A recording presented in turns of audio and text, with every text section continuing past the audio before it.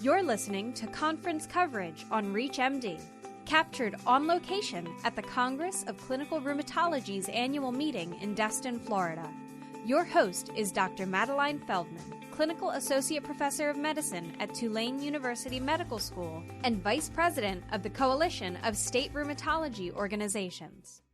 I'm Dr. Maddie Feldman, and I'm here at the Congress of Clinical Rheumatology in Destin, Florida, and I'm here with Dr. Theresa Lawrence-Ford. Let's find out what she's learned at this meeting and what she maybe would like to see in future meetings. Well, I have just been very impressed with our Congress. The meeting explores so many areas that we deal with every day with our patients. We want to involve ourselves in all of the benchmark and most up-to-date therapeutic intervention so that we can improve our patients' symptoms and maintain their functionality with their day-to-day activities and to limit disability. But I think it's very important to educate our patients to the point that they know that non-pharmacological intervention first is very, very important.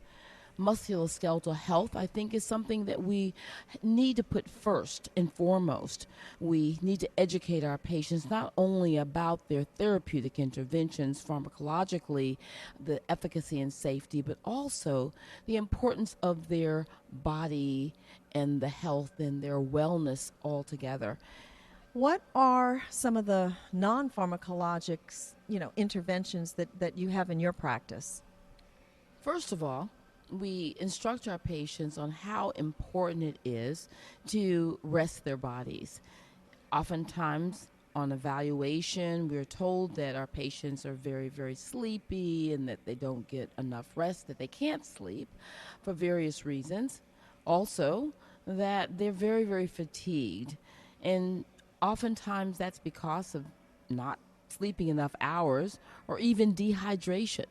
So that they need to schedule their day-to-day activities just as they schedule their medication intake. So they need to go to bed at the same time. They need to have a certain number of hours, at least 7 to 8 at night in bed. And upon awakening, they need to have a plan to begin hydrating right away. That's one of the most difficult things that we have to instruct our patients on. They have to take medication. They have to maintain their activity, and dehydration is one of the major reasons for fatigue. And then nutrition. So often, our patients are asking us about particular diets or the latest book that they read.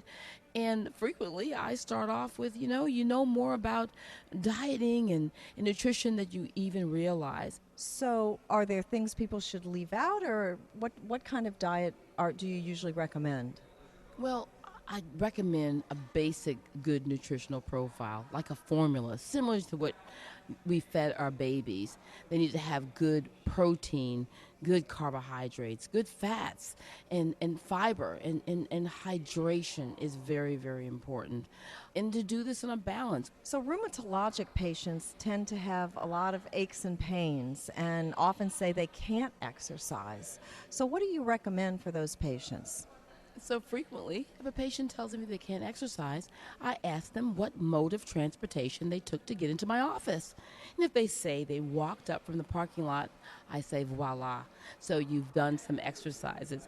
But really, frequently when we ask patients if they exercise, they say, yes, I walk.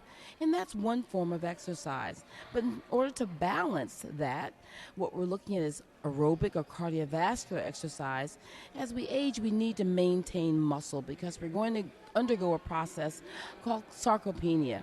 And they lose muscle as time goes on. So isometric strengthening is going to allow them to have the good foundation in order to get up from a chair independently.